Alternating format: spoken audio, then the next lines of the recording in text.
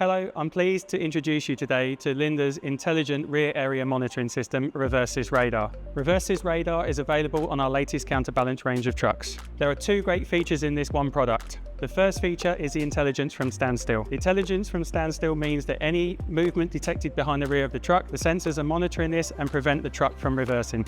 When the truck is in motion, there are other sensors at play, including the steering angle sensor and the load mast position sensor from Linde Load Assist. This allows the truck to calculate the position between the object and using the speed and bring the truck to a complete controlled standstill. Now this is a big USP for this, is that it brings it to a complete standstill. If the truck benefits from the 7-inch multifunction display, you can have the arena view, which gives a nice graphic of the rear area of the truck. And there's a standard feature.